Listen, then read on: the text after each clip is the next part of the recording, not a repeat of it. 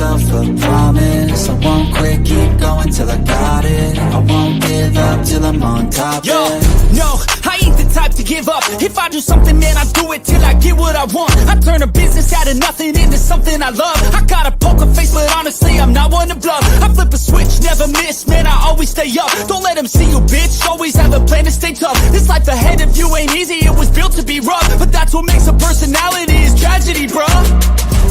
So keep your head on your shoulders. Now we ain't out here moving rocks, we out here moving boulders. Now we ain't getting posterized, we out here making posters, and we ain't got nothing to hide. What up, what up, what up? Welcome back to Pregaming here at Sports Money. Monday to Friday, 6 p.m. We don't stop. We stay ready. That way we don't have to get ready to smash these books together. And we got ourselves a big night tonight. Kind of a small hockey card, but still 3 plays in the NHL.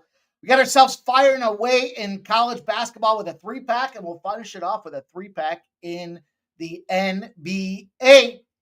Appreciate everybody coming in here, rocking with us, and everybody that joined us here this afternoon. I hope you guys had some fun with the soccer stream. We love this stuff, man. We love getting together. What they say, live streams, just like hanging out at a bar with your buddies, except my buddies are damn good at betting. How about that? We made some great cash today. Some big plus money spots. Everybody was working together. I was telling the boys, we had 4 guys, 7 games. How are we not going to smash the boards? And we did just that. So appreciate everybody that came through to rock with us today. We'll do it again. I think next week they were saying there's a big show, big setup with Wednesday at 3 p.m. Everybody's playing. And we'll get back after it again because we made some money. Anytime we make that money, we got to keep rolling it back and make some money. We did last night. So it's going to be a lot of fun to talk about that. But man, it was great. Shout out to Subhuman Gaucho. Shout out to Dan Doherty out there, our man from down under. And of course, Ramon Scotty's running so hot. It was a lot of fun hanging out with the fellas here. Just a little impromptu Tuesday or Wednesday afternoon. 2 hours, a little over 2 hours, 2.5 hours or so. And we were smacking and cracking. So tons of fun to make that money. Always a good time. And always a good time when you guys and girls come in to join us here as we go after it tonight. Man, we have been starting hot this week here. Fought through the battle of last week. It wasn't so pretty, but we started off 6-2, almost 5 units on Monday, and then 9-0 last night. Can you believe it? 9-0. Some of these guys going out there, they're putting 1 or 2 plays. They're excited. I swept the board. No, listen. 9-0 is how you sweep the board. God damn it, we went almost 11 units. Not to mention, some of my fellas got a whole bunch of, maybe another 5 or 6 pack of plays that all cashed as well. It was one of those nights where, I'll tell you what, I was a half a rebound away on MPJ from another 10-1 parlay. But we'll take the cash when we can get it. And we got it last night. So I'm excited to go through that with you guys, cover tonight's card as well. There are some college basketball games that are popping off early tonight. Houston, I love my Houston spots with the under when they're at home. I just couldn't quite get there tonight. I got a little slow apprehension around what's happening with that spot. Utah moving. I don't know. That line just seemed a little out of funk, but boy, there's games going all night long. Baylor will pop off at 9. San Diego State will pop off at 10, and then Miami and Stanford will pop off at 11. So lots of games, lots of action to get into tonight. And shout out to Trisha M. giving us the $5 dono. Says running it back for Mr. Clean Sweep. Let's keep rolling, Chad. I appreciate you, Trisha. Blessing our action before we even get going. That's what our girl Trisha M does. And turned out to be a cocktail show because after we start cashing big plus 245s in the first half of the Feyenoord game, we're running it back. So cheers, Trisha M. Appreciate you rocking. I'll take a slug of this cocktail and let's go. Shout out to Joe Dub with the Gifted Sports Money membership as well. You guys are awesome. We appreciate you hanging out with us. I know you guys were there watching with the soccer scream, so I appreciate you guys. Cheers. That's how we do it. Big 9-0 night last night. My apprehension when it's a 500 or even a losing Friday carrying over to Monday stinks, but I couldn't wait to get back here and talk to you guys about just what went down last night. 9 games, 10.69 units. The board was ours last night. We smacked it. We cracked it. We put the boots to the bookie's ass, and it was a lot of fun. We cashed the under 5.5 at even money. 5-0. Rangers beat the Ottawa Senators. The Philadelphia Flyers get that one done in overtime, minus 140. Lots of live betting spots in that game as well. Furthermore, in the NHL, we cashed the under 5.5. Hey, Carolina, Dallas.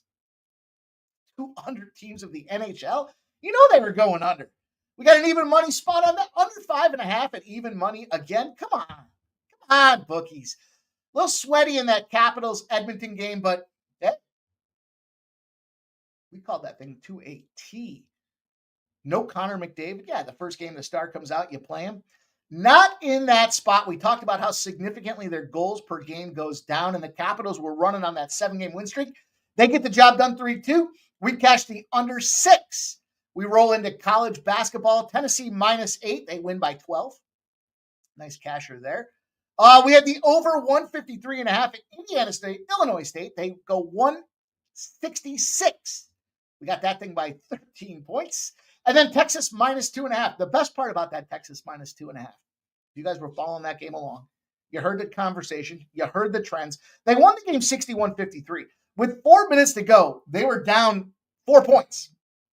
3 or 4 points. Can't remember which meant there was a whole slew of live betting at plus money on the way.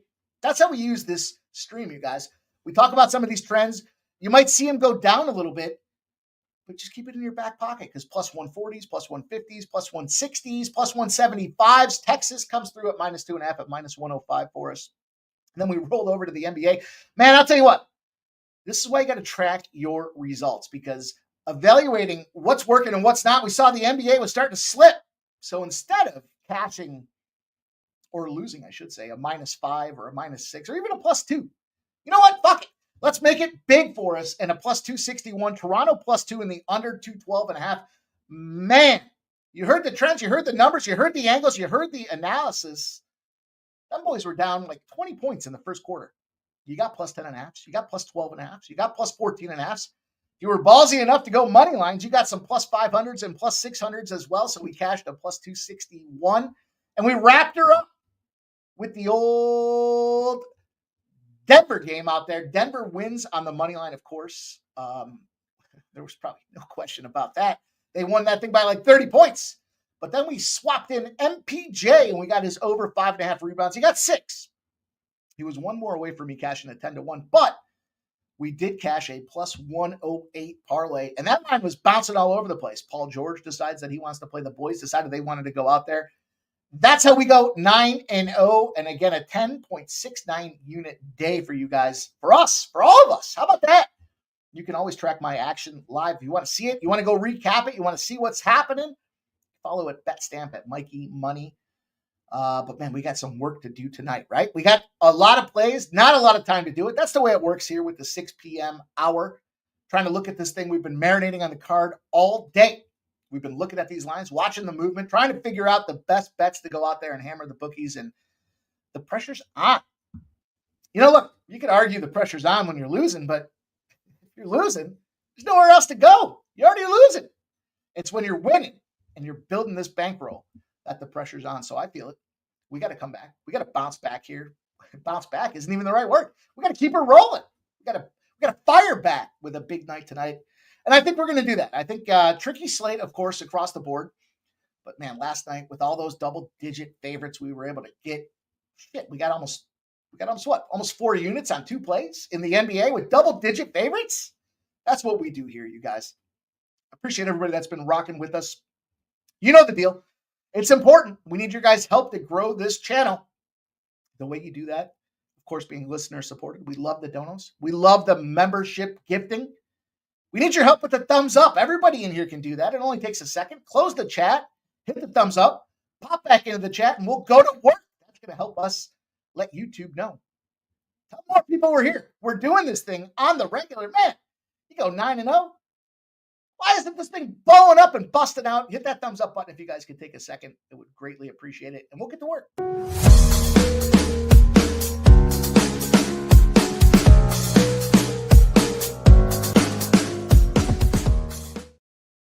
All right. You know the deal. It's pen and paper time. Get it out.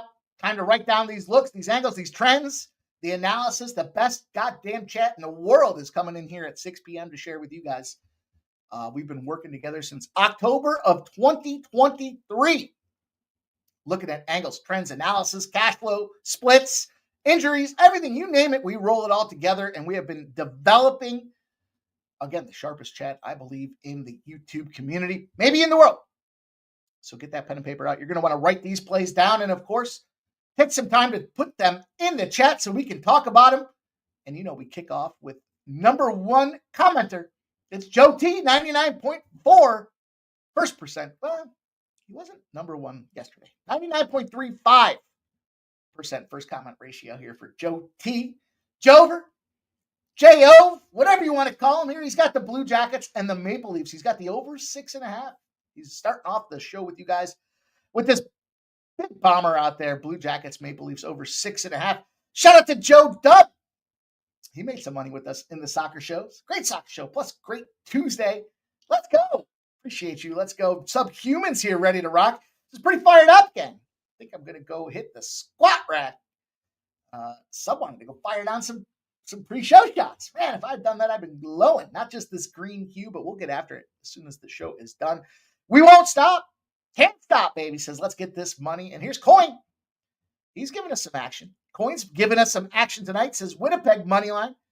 And he likes the Houston plus 2.5 in the NBA. A little 2-spot pop for our guy Coin. Appreciate you rocking with us. Of course, we get Keith every stride. He's been running hot. You can see what he's doing over there at BetStamp. He says, I like Booker over 25.5 points at minus 105 tonight versus Brooklyn. Good luck, everybody. Stop Geoengineering's coming in. He's got Ant over 25.5 points. We've got that on FanDuel. Appreciate you, my guy, Stop Geo. Of course, Trisha M with the dono. Joe Dub with the gift of membership. You guys rock, man. Thank you so much. Robert McCormick's here. Jay Peasy's ready to go. Kripke says Raptors was fun. It was fun. It was fun. It was a little stressful early.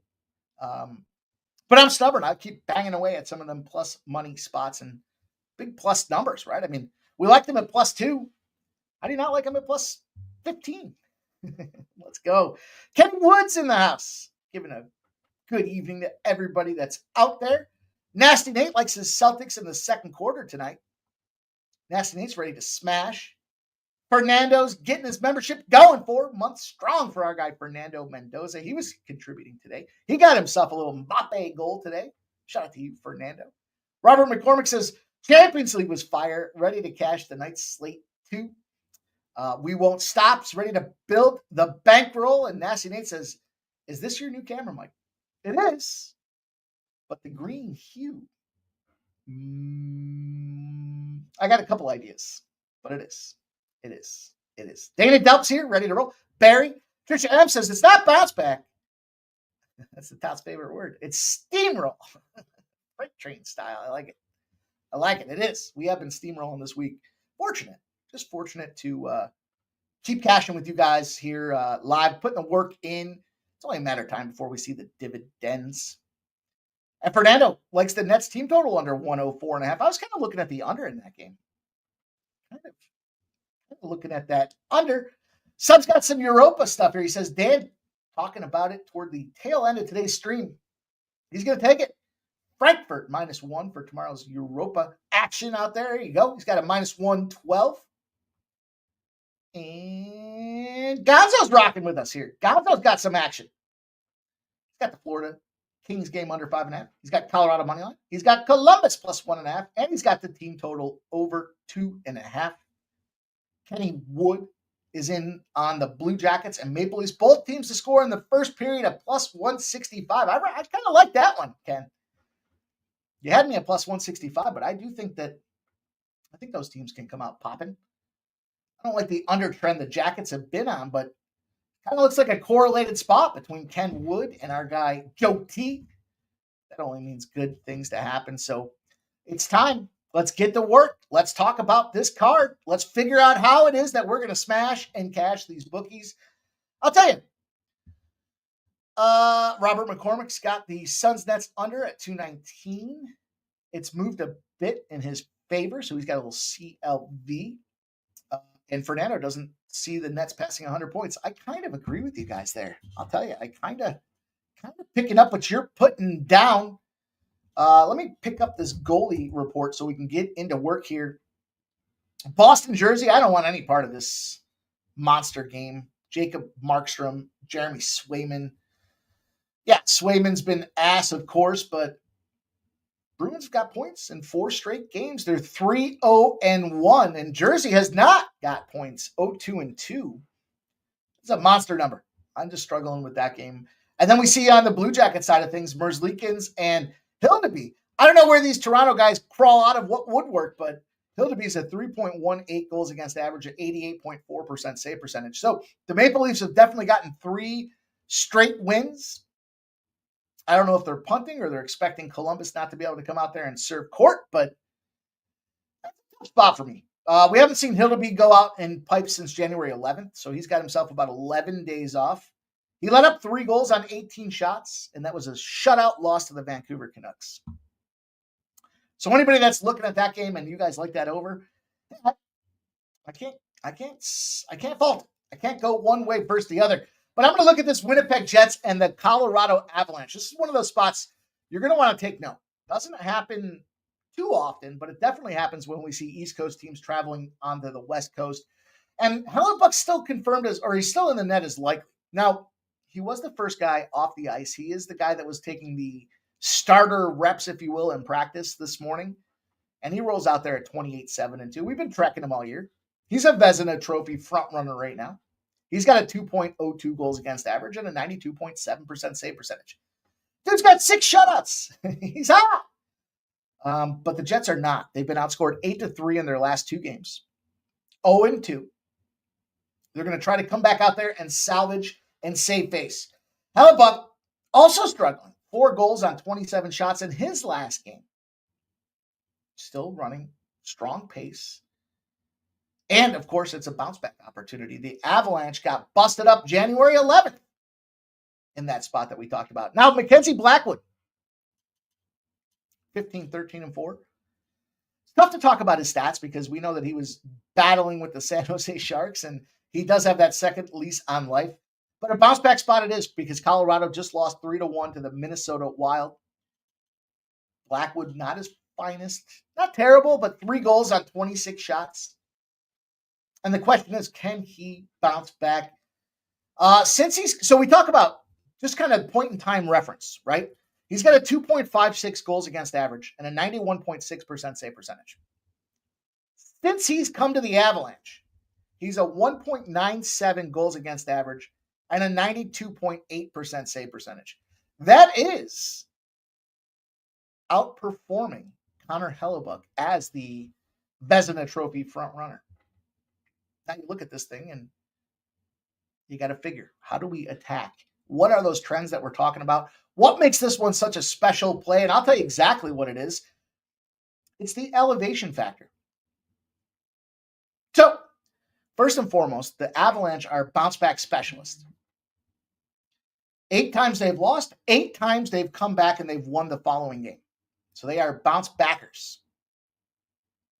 The Jets in road dog spots are losing over 62% of the time.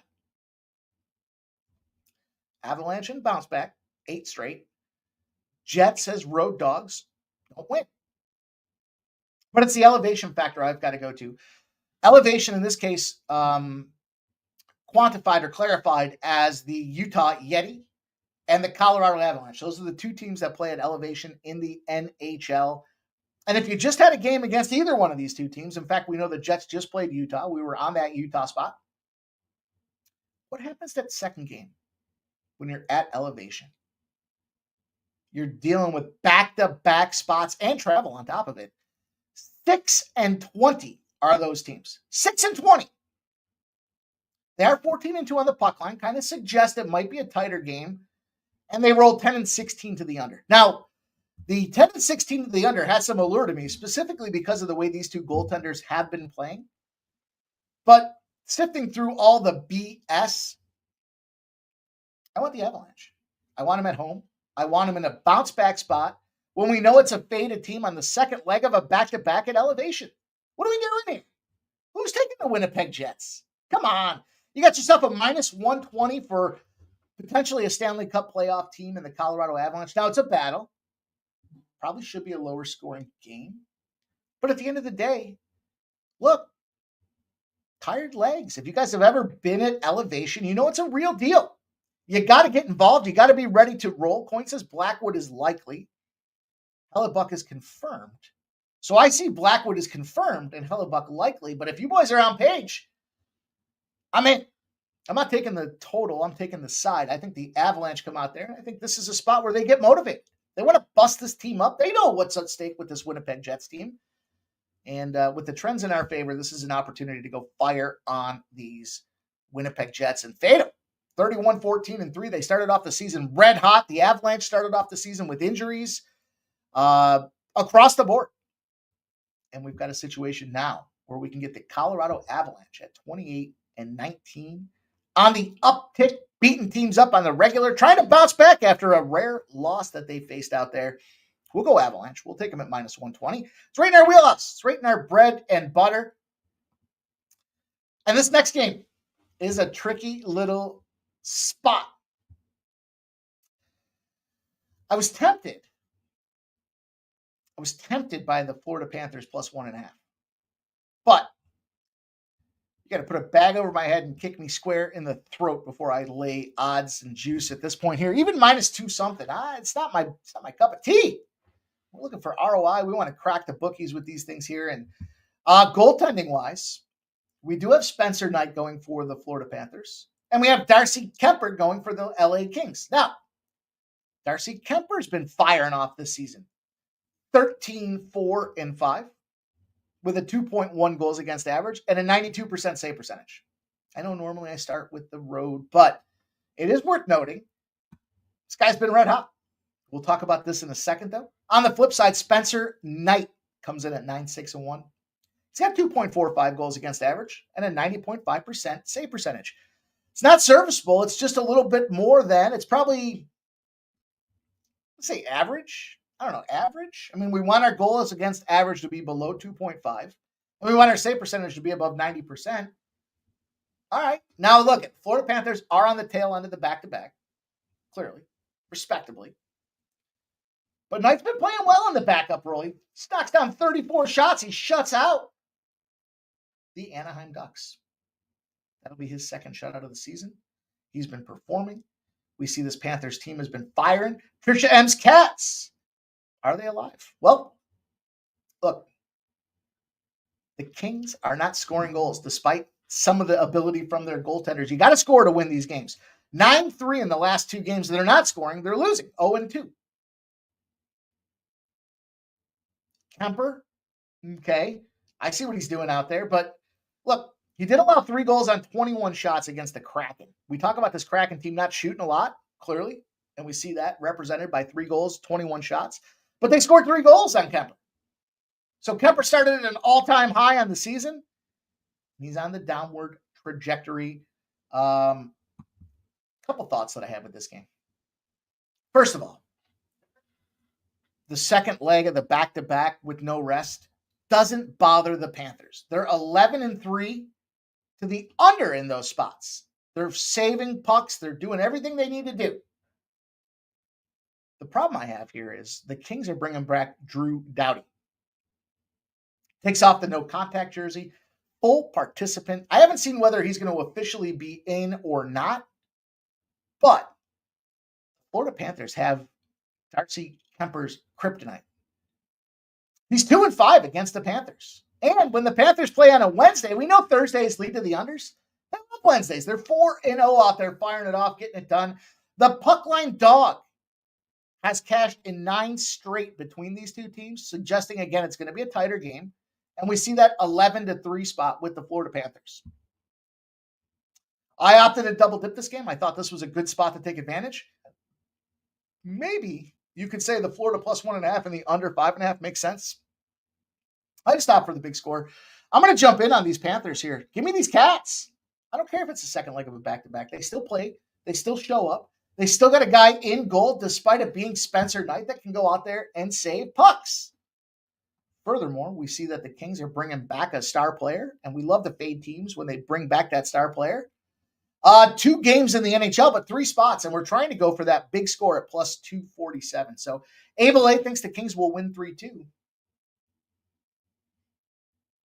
I hope not. I hope not. I mean, it does support the plus 1.5, but again, how can you take the plus 1.5 when you kind of look at these lines and you see this juice out there? I guess maybe you could go Florida Panthers and at plus 1.5 in the under, but look, the Panthers at minus 245 on the puck line and a tight game where you're seeing that you can catch them at plus 110s. I'm going to roll with the Cats. I think they're ready to roll. I think they can go out there and they can snipe this Kings team. The problem I had, and the reason that I went with the under 5.5 in the parlay, not just a straight up play, knowing that these 2 goaltenders and the under prowess that the Florida Panthers have, is the last 3 times the Kings have had an under 5.5, I've been on it, and they've gone to 6. So once bitten, twice shy, 3 times, you're an asshole. So now we're sitting here around time number 4. If I'm going to take a shot at that, again, just like we talked about the NBA, missing on some of these spots, well, let's at least make it worth some plus money. And that's what I thought with this one here is like, if I'm going to take a shot, I got the plus 110 on the Florida Panthers. And if I can get them to cash that under 5.5 and get a plus 247, that's great. If they win and it goes to 6, I'm still going to it's not going to be glorious. We're still going to be in the black at a 1/10 of a unit, but that was why I opted to take this direction. I just thought there's too much value here in this Florida Panthers spot. There's no value in losing, but I get to back these Kings here. I mean, I get it. You see what they're doing. They're 1-4 in their last 5 games, though. That's what they're doing. They just lost to Pittsburgh, 5-1. They just had a monster road trip. We always talk about that, right? The toughest spot to win after a big road trip is that first game back home. But man, it was Pittsburgh. And he lost as a 2-1 favorite out there. Now you're going to give me the Cats, the Stanley Cup champions, off of back-to-back wins. They busted up Anaheim at home. They rolled out to Anaheim. They busted them up again in their barn. I got it. I hear you. But I'm jumping, and I think this is a spot where they get ratcheted up. They know that this team, don't sleep on the Kings in the West, but tonight, I think we can sleep on them, especially knowing that Doughty's coming back here. This is an opportunity for us to double dipper, get this cash, and move on to college hoops. What say you guys? Let's get that. Let's get this college hoops money. Now, we don't spend a lot of time talking about cash flow splits when it comes to the NHL. Frankly, don't care. It's a sharp betting sport. We know that a lot of times those sharps are betting the money lines at plus money spots, and they'll be damned because they know that even dogs will still win around 50% of the time in the NHL. So that's why we don't necessarily pay too much attention to it. Plus, Jesus, I mean, is there anybody better at betting hockey than us here? Come on, stop it. We don't need to get into that. But we will get into some college hoops, and we will look at how the money movement is taking place. We've got Kansas opening up against TCU. Number 12, Kansas, rolling off 4-2 in conference play. Of course, the first number is their overall record. The second number is their conference play record. And they're battling. They're firing. TCU's struggling. And that struggle continues on this line because Kansas comes into TCU opening up as a 5.5-point road favorite. Not those road dog spots that we were talking about. Road favorites. We had 48% of the bets, but 54% of the cash on Kansas. And the lines moved 2 points from minus 5.5 to 7.5. There's still a couple sevens out there. But we look at this, right? The percentage of bets, that's all of the suit. That's all the tickets that have been written. That's props, parlays, teasers, everything. And yet we've got only 48% of the bets. Then we look at the percentage of cash, and we think that's traditionally associated with bigger bettors. They're not prop bettors. They're not parlay bettors. They're not teaser bettors. They're just coming in, smacking aside, and we've got that positive differential we're looking for. It's only 6 points, but bigger bets coming in on Kansas. And with only a 6-point differential, the money's moving towards Kansas. The line is moving towards Kansas, and it continues to move. Now, we look at the total. It's gone from 136.5 down a half a point. We have 136 on the books. Pretty much across the board. We have 55% of the bets and 53% of the cash on the over. That gives us a little differential towards the under. Just a 2-point differential, but it was enough to move the line a half a point. Of course, I mentioned the process and how they're rolling through the conference. And, Kansas, for all intent and purpose, they bust up Baylor 74-71. They were dogs in that spot. I'm sorry, that's TCU. TCU was dogs coming off that big bust up against Baylor. On the road on top of that. It's Kansas, though, takes down Kansas State after losing to Iowa State. The Iowa State game was embarrassing. We talk a little bit about this when it comes to college football.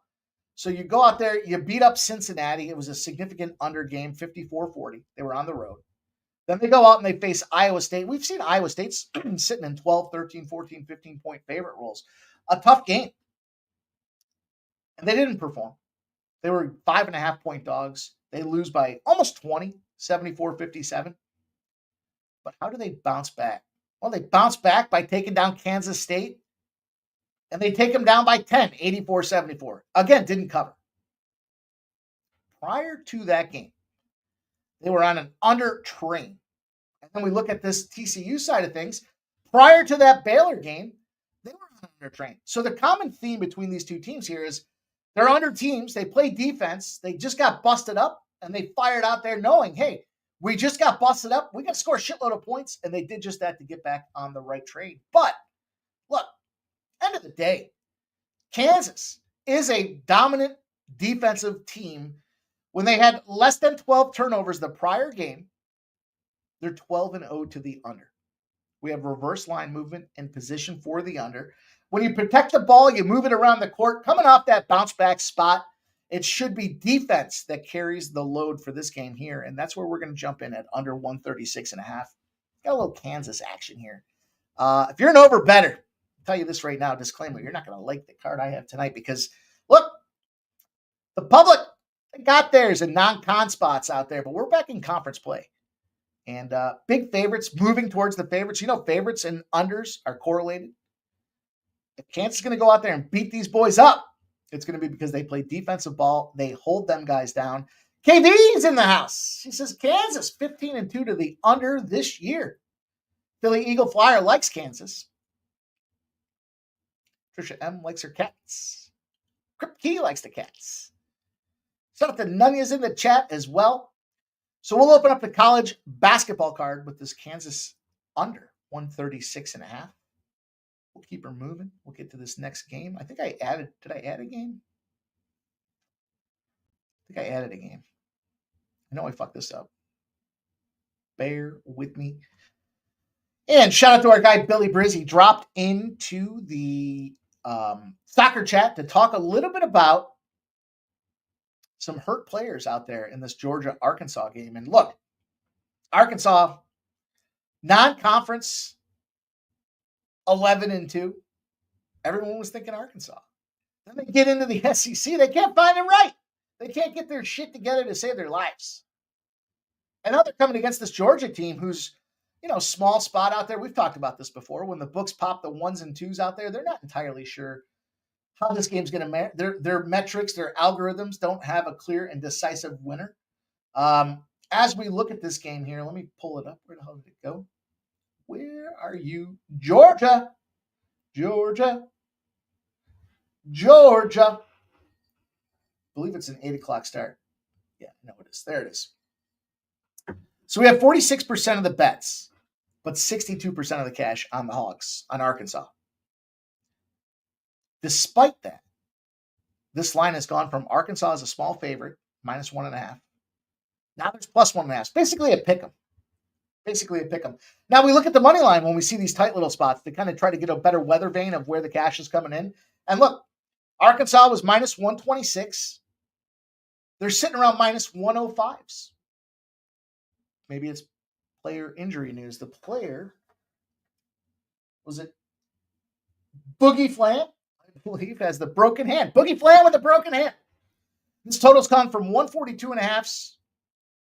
And we see some 140.5s and 139.5s. which is good enough for a reverse line movement. We have 60% of the bets, and we have 57% of the cash on the over. That gives us a small differential to the under between these two teams. Arkansas, I thought 2 games ago, they had to win and show it to us, or you're potentially just a fraud. They haven't shown us shit. They haven't covered a spread for shit. They're 4-1 to the under in their last 5 games. They're not scoring. They got 65 points at Mizzou. They did get 74 at LSU. They got 63 when they were hosting Florida at home. They got 66 against Mississippi at home. They only put up a 52 spot against Tennessee. Now, I don't know if LSU is just the anomaly in that equation, but on the other side of things here, it hasn't been all roses for Georgia. They've lost their last 2 games. They lost again to Tennessee, 74-56. Tennessee's busting everybody up. We've been betting on Tennessee. We've been cashing tickets. They go back. They host Auburn at home. They lose again, but they covered. They were dogs. They were 5.5-point dogs. Georgia's not having, it's not their best team that they've sported out there for the SEC, but what have they been doing? They've been playing defense to some degree. Look, they got at Mississippi. They hold Mississippi to 63. They hold Kentucky to a 69. They're rolling. They're firing. Their defense is fired up. And we know defenses can travel. And the big thing here is when you're in the motion of the season, and I talk about defensive travel, look, Georgia fires off against non-ranked opponents. They like to beat them up. They're 11-0. 11 straight wins against non-ranked opponents. Mind you, I told you about that line moving from Arkansas being a favorite to becoming a pick'em or even a slate dog. And we know that favorites and unders go together. We got Georgia, 10 straight unders when they've got less than 4 days rest. Their defense is tuned up. They get in the groove. They fire away. I would like this game a lot more if it was 138.5. Because the 140.5 tells me that somehow the books might be just a little concerned that we do see some scoring here. But who's going to score? It's going to be Arkansas? I don't know. I think this is a spot where Georgia can come out there and clamp things down. I think they win this game outright. Not that that's a put my neck in the guillotine situation. I mean, they're clearly the better team at this point than Arkansas. But both these teams are struggling. I don't expect the thing. I think with Georgia here, and they've moved to the favorite. Being on the road, I think that does favor the opportunity just a little bit in that, the sightlines are off. You're not comfortable with the road team, albeit though this road team is on a middle of the week, and we've talked about this before. What does the crowd look like in the middle of the week? That's a lot of corporate sponsors. It's a lot of, guys at work got some tickets and they fire them around to each other. It's not the student body. Just a bunch of folks dropping in there late after working late. They got free tickets. They pick the kids up. They go to the game. They grab a beer. They saunter on in. 10 minutes left in the first half, and they're just happy to be there. Are they loud? Are they rowdy? Are they raucous? No. They're chasing their kids around, telling them to sit the fuck down. Stop being a little asshole. Let's watch this game, or I'll tell your mother. That's what we have here, and we have Georgia as an opportunity at 140.5 to cash this under for us. It has moved down to 140. There has been some late kickage in this thing here, but Kelly V says, we'll move it. Tease with something, Mikey. Let's see what you guys have to say. Let's see. You know what I'm talking about. Yo, Dub, you know what I'm talking about. Dana Dub likes Indiana plus 5.5. Big Ten play. Man, the Big Ten teams, though, at home have had a big advantage. Rick J says, don't forget to add Sabalenka to your parlay. I would only have to be on Bedoza. My history was Sabalenka. Body at best. She doesn't find a way to win for me. She's gotten herself to this round. Clearly, big deal for her. She's a big favorite, too. What are you going to take her 2-0? Here's what Sabalenka does. She grunts loudly. She looks for the medical timeout some point in the second set to try to sway the momentum back because she's fighting back and trying to battle. I can't get on Sabalenka. I can't. I don't know how I'm going to play it. Might just play the 2-1 spot with Bedoza. Paula Bedoza can go out there and fire around. I mean, she's had her ups and downs, but she's back to form as of late. I think that line is way too wide to jump in on Sabalenka. And you're right. Everyone's going to want to stuff her into a parlay because why not? We'll get the odds down. It'll be a nice little parlay piece. And then we circle back here tomorrow and you're like, man, you're right. Sabalenka just can't finish off big moments. I think that's my Sabalenka assessment. But I'm going to roll over to Temple and North Texas. We'll keep a brisk pace. I like getting up and out of here with you guys. We were just on screen for almost 3 hours. Let's get this thing moving. Temple and North Texas. We have a rule of thumb around my household, and that is fuck Temple. And Temple opened up as 8.5-point favorites. 8.5-point dogs. They've had a full point of movement. If you look at North Texas, they've got 58% of the bets and 64% of the cash on North Texas. Then we see this total, 84% of the bets and 81% of the cash on the over. What's it done? What's gone down 4 points? All the money's pouring in on the over. I get it. You look at these two teams, you see the numbers, and I probably got to do a better job not tipping my hat, right? But you look at this North Texas team, they scored 72 against UTSA, but it was their defense on the road that traveled, only allowing 57 points. They were at ECU. They only allowed 60 points. They played at home against Rice. They only allowed 59 points. They did allow 68 at Memphis. But here's the thing. We look at this Temple side of things, and Temple's run and gun or get busted. 91 points they scored against Wichita, but that was at home. And they scored another 88 at home against Memphis. When they go on the road, we talk about these sight lines, things tend to differ. Now, Temple's been running and gassing to the over. Here's what I have to ask you. If you look at this Temple team and you see their last five games have gone over the total, and they're getting totals pegged at, by the way, 154.5, 146, 141.5, 155.5, 148. And then the books come out here and drop a 134, and everybody's pounding the over, and it drops 4 more points. That's called red flag, boys and girls. The biggest red flag. Yeah, Temple's an overrunning team. They run pace and tempo, but why has this line dropped as many points as it has? Now, I'll tell you this. I got no trends. All I got for you, well, I guess I do. I guess I have one. North Texas busting teams up when they're at home. It's at home that they are a difficult place to play. They have won 9 straight games. The Super Pit is alive. It's loud. It's small. And I think that makes it difficult for Temple. Yeah, we're seeing 150s. Now you're pegging numbers at 130s. I mean, that's 20 points against what they're seeing at an average line. What do the books know that everybody else doesn't? They know Temple's probably not going to show up for this. One of these two teams ain't showing up. Now, they're both running well in conference for sure. 4-1, and that's where I attribute this to the fact that it is going to be a defensive battle. They're going to want to slowly grind it out. Yeah, Temple can run pace, but they can't let this one get away from them. They know they've got an opportunity to go beat these boys up, but they're dogs. They're not winning this game. North Texas comes out here and hammers them. What we know about North Texas, just like their football teams, you look at them in the first half, you're like, oh, why did I lay 9? And then with 2 minutes to go, you're like, wow, they're up 11. But I think that's because their defense and the Mean Green come out here and bust up Temple. They bust this bubble. This is funky line play of the day here. Why did this thing open up so low? And we're going to take advantage of it. So we're going to jump in and close our college basketball card off with another under. I know.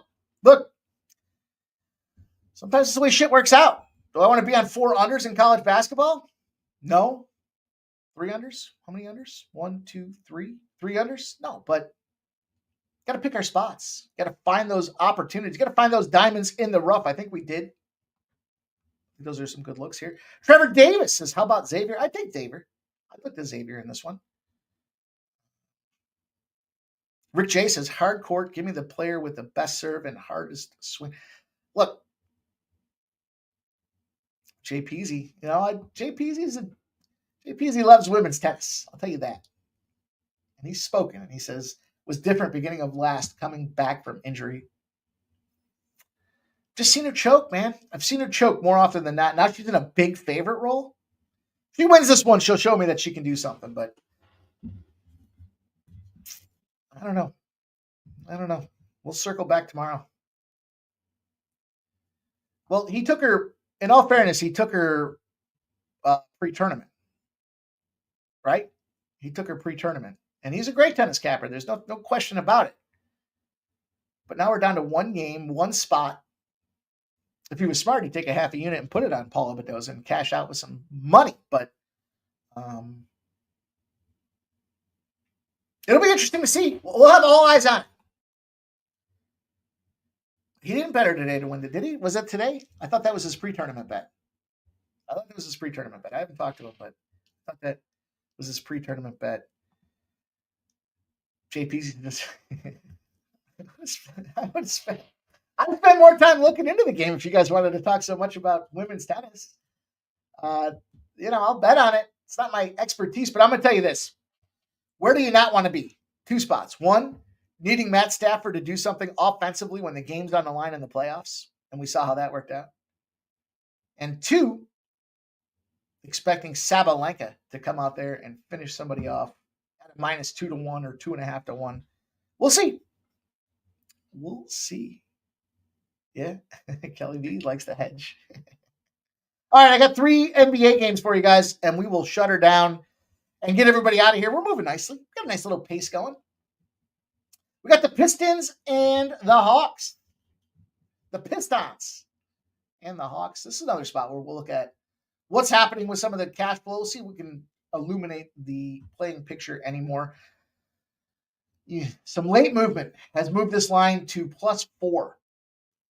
Pistons open up as +2.5. Road dogs. They're now +4. 62% of the bets and 64% of the cash are on the Hawks, with 29,000 tickets in. All day long, they were getting pounded. They've only finally moved. Now it's a 7:30 game, so we got about 40 minutes till pop off. Total's gone from 236.5 to 234. 80% of the bets and 80% of the cash are on the over. So you got reverse line movement to the under. There's a lot of stats. There's a lot of trend. I'll give them all to you guys here. We do have Atlanta coming off a loss. And Atlanta had 4 of their last 5 games on the road. They just got busted up by the Knickerbockers. They had Boston. They had Chicago Bulls. They did win against the Bulls. They did win against Boston outright, by the way, as dogs. But they're a dog in every fucking game for a reason. 7.5 against the Knicks, 9.5 against the Celtics, 6 against Chicago Bulls, 2.5 against the... They're a bad team. And we know, historically, over the last 2 seasons, one of the worst, if not the worst, teams at home are the Atlanta Hawks. Now the Pistons just beat up the Houston Rockets. That was a big win for them. They were 8-point dogs. They come out there, they win by 11, outright. Almost a 20-point swing on the line. So I guess if you look at how this thing opened up, there's probably a little overvaluation based on what happened in that previous game against Houston. It will be their second game on the road.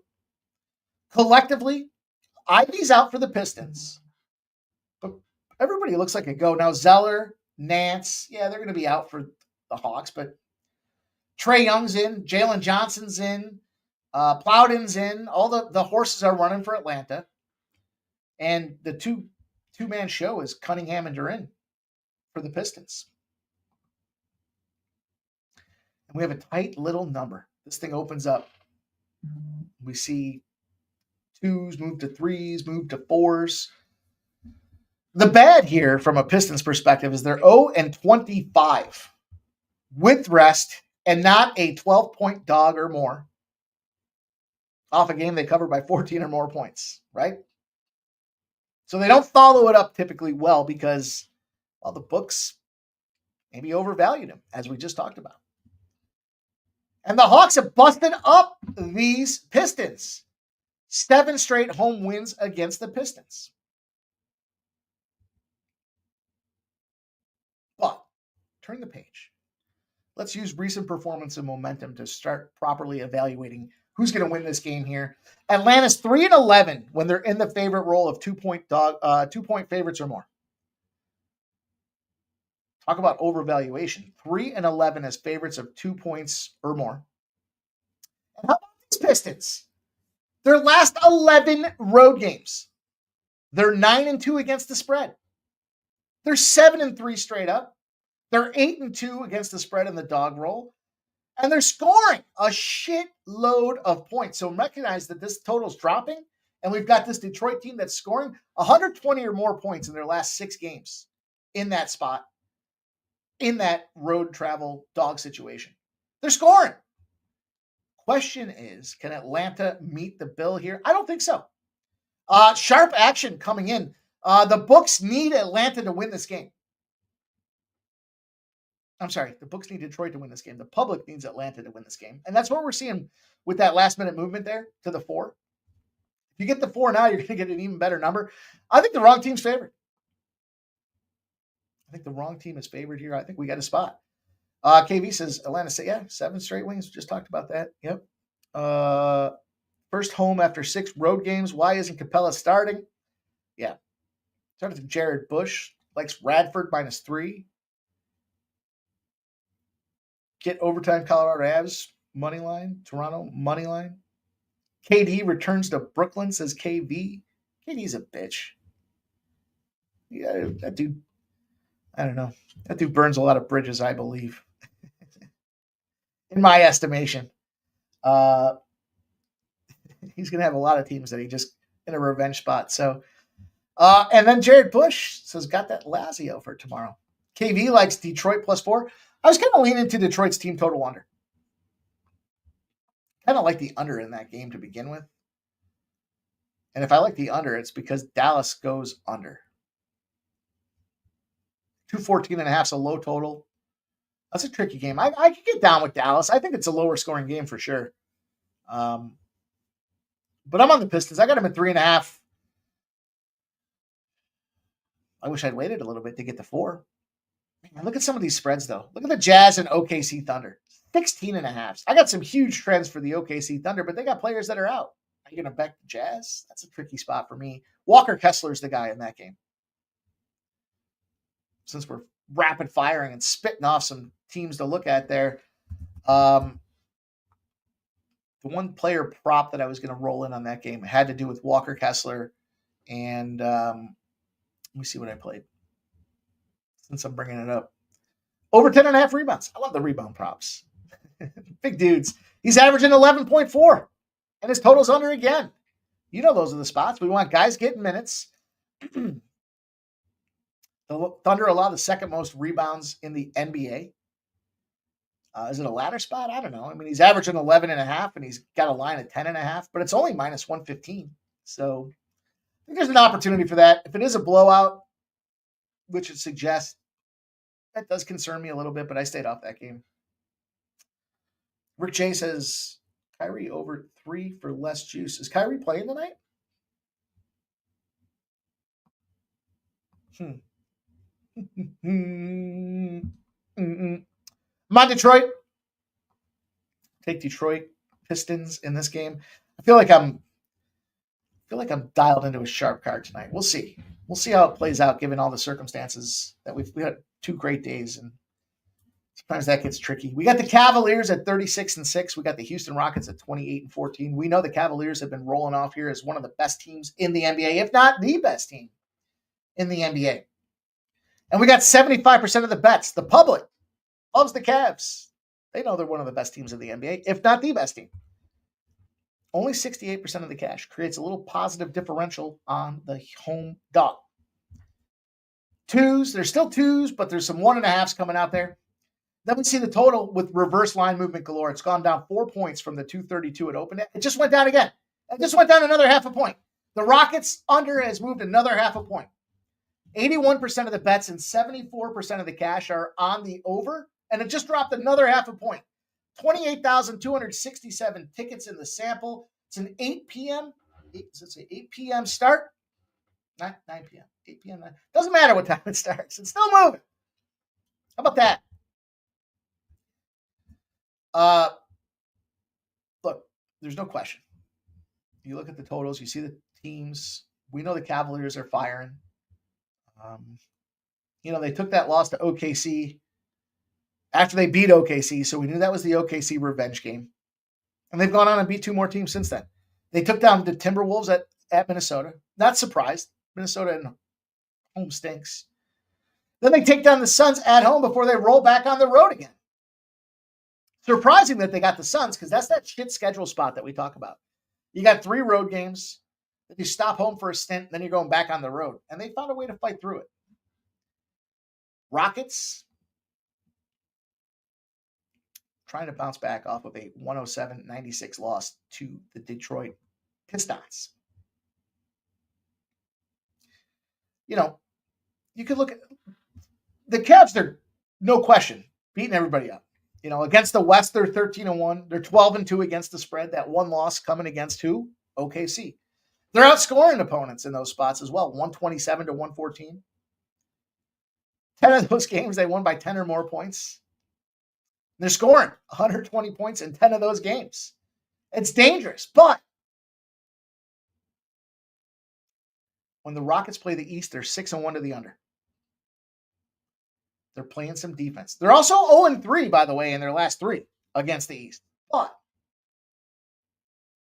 they're 8-2 straight up. They're 8-2 against the spread in their last 10 games when they've got a total less than 230. They're outscoring opponents by almost 10 points a game in 9 of those games. They're 5-1 against the spread at home as a dog. They are the second best team in the West right now. They're 14-7 at home on the season. We know that Cavaliers are 15-4. There's no question about that. But it's got to be a motivation and momentum spot for the Rockets. They can put themselves on the map. Second in the West, as I said, they won 7 of their last 10 games, winning at a 70% clip. You don't think they're going to be up and fired to beat this team up? Evan Mobley for the Cavs is going to be out of this game. Clearly their best defensive guy. Now what? What are you going to do?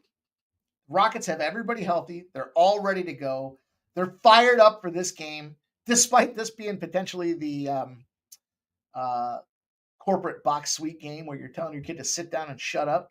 I still think this is a Houston Rockets spot to come out there and bust these guys up. I like him as a dog. I'll tell you, it was either taking the 2.5 because we ran the nickel game. The nickel game against these guys. 2.5 is minus 110, plus 114 on the money line. I'm missing 10 cents out there to take the money line. A nickel for every half a point. 5 halves and 2.5 is 25 cents. Should be plus 125 to take the Rockets at home. It's only plus 114. So we'll take the Rockets plus 2.5. I thought about taking the Rockets parlayed with the under. But the fact is, if they're going to win this game, they're going to have to go out there and score 120 points. Now, we know the Rockets at the first half is at home. Shout out to my guy LJ from H-Town. He loves talking to us about that trend. Not mad at anybody that wants to jump in on them Rockets at home. Why is the line down? Why is the line down? Does anybody know? Let's take a look at the injuries. Jabari Smith's out. He's been out for the Rockets. LeVert, Okoro, Mobley. Maybe it's LeVert that's going to play. He's questionable with the wrist injury. Everybody's out. Well, not everybody, but Okoro and Mobley. Bates. Does that matter? I don't know about Bates. Shooting forward. He's been out. I think the Rockets win this game outright. Look, they're in a bounce back spot at home. 107-96. They've been sitting around for the last 2 days, stewing on that loss against them Pistons. After running 3-1 their last 4 before that. Predominantly on the road. They busted up Denver in Denver. 128-108. I think they're good to go. Give me these Rockets. I'm not going to think twice about it. I might add the first half in this one. I might. But I'm on another dog. Dog. Unders in college. Dogs in the NBA. Fernando Mendoza. What's going on? What? I'd ask you guys to talk about sports money in the sports money chats. But, do what you got to do. I don't know what you guys are talking about there, but nonetheless, I'm going to go to the last game. And the Celtics and the Clippers will be that spot. Man. A lot of points. You see this one? See this? The Celtics coming in. Shout out to Nasty Nate in his second quarter. These guys went from 6 to 11.5. There was even 12s at one point before settling back to 11.5. You had 65% of the bets on the Clippers. Public taking the home dog. 58% of the cash on the Clippers. It has moved back just that half a point from 12 to 11.5. That's important late movement. Now, we don't have, this is a 10:30 game. It's the last game on the card for the NBA. So we don't have anywhere near the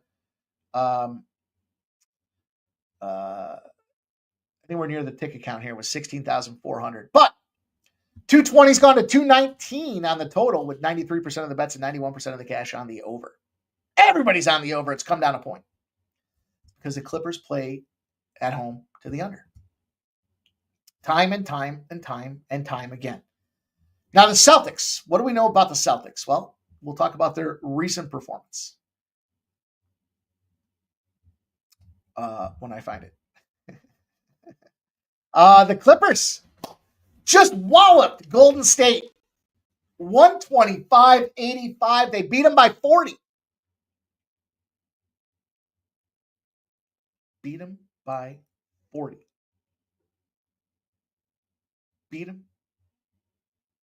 Spoon's Bet says, I heard on the streets, Sports Money's intentionally giving out winners. I'll tell you what you won't hear here at Sports Money. Well, I gave it out, but I didn't play it. Oh, my neighbor was asking me what I was trying to play, and I gave it to him, and I never played it. You're not going to hear that shit here. You kidding me? 9-0?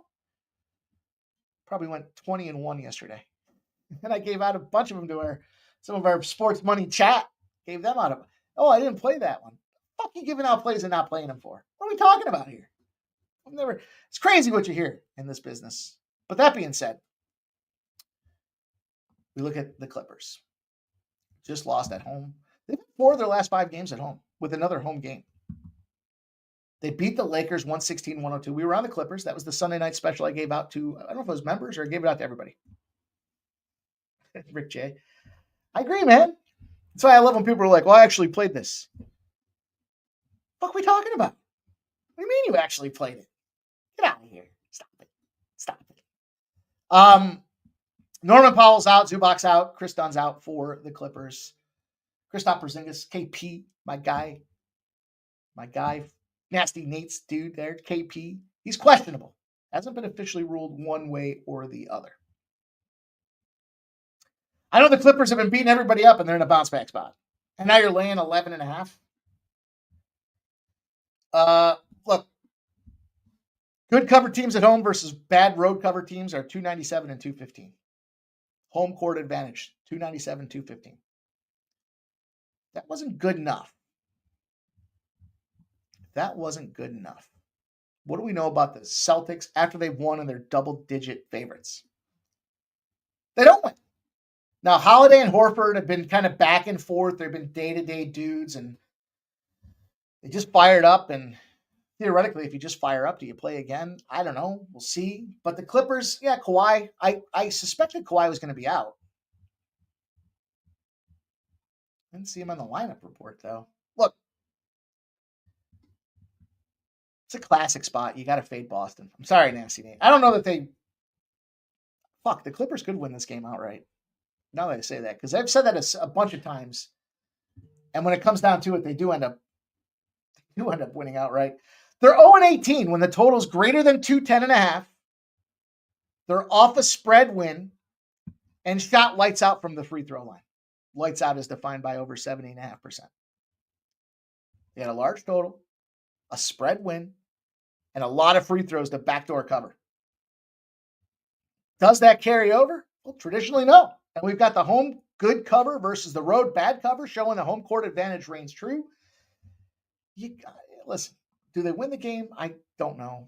I won't have any money on it. But I'll tell you where I do have I shouldn't say I won't. But I did get the Clippers at plus 12.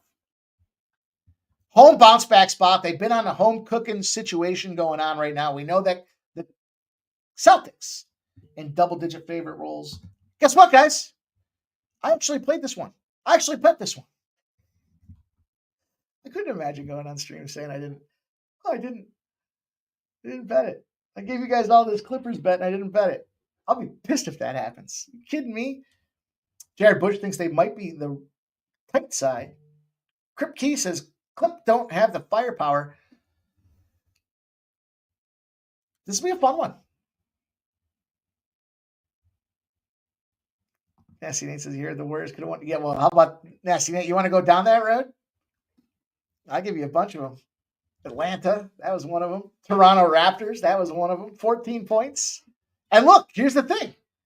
They cover against Orlando. They were laying 15. Then they lose outright to Atlanta. They were laying 9.5. Then they beat Golden State, laying a 9. They lose to the Clippers, laying 11.5 or 12. I don't know. I'm just saying it might be a situation where Clippers are live dogs here. But I'm good enough to take the 12, or what's the number? Yeah, 12 that we've got in this thing. And that's going to be the way we wrap up the show, you guys. That was fun. I don't mind shit talking. You guys know the deal. I love all you guys, man. Thank you guys for rocking with us tonight. We are 15-2 in our last 17 plays this week. Just want to keep her going. Just want to get this money. We got a whole bunch of spots out there for you guys tonight. I just need you guys to hit the thumbs up button on the way out the door. We're listener supported. We need your help. We love the donated memberships. Pass it forward. Help us build this community. Get in the green. We got members-only plays coming up. We're moving forward with the silver and gold memberships for weekday and weekend plays out there. If you guys are bronze, take an opportunity to upgrade to silver and gold so we can give you guys some of those special best bets that we've got as well. You support us. We want to support you guys and help you get that cash. But the biggest thing you can do is hit that thumbs up button. Show the support. Help us crack this YouTube code. And let's keep making some money. We'll be back here tomorrow. You know the deal. Win, lose, or draw. We're going to be here to put the paw on them bookies. I appreciate all you guys rocking with us. And on behalf of the Sports Money crew, you can check out my guy, Ramon Scott, tomorrow morning at 9 a.m. And we'll be back for a special live stream tomorrow night. We'll have some NBA. We got a full NBA and NHL card tomorrow. Thursdays have been our spots, so that's the bridge to the weekend. I want to help you guys get through it and get ready for that weekend. Thank you guys all. I see Jared Bush says take Radford -3. I love that spot. Jared, I'll jump in there. I'll tell you on that. Crip Key, appreciate you. Stop Geo Engineering, Spoon Bets. Ava says hit the like button. Ramon Scott says great show. I appreciate all you guys hanging out with us here. Peter Gracia, Trisha M. We're going to steamroll them bookies, Trisha. Fernando Mendoza. Appreciate all you guys that rocked with us earlier today on that live stream. And listen, good luck with your bets. Get that money. I got to play it now. We did it yesterday to bless our action, and we had the board sweepage. So let's close out with my man, Jay Peasy, rocking them bars for us here, a special for pre-gaming. Thank you guys all.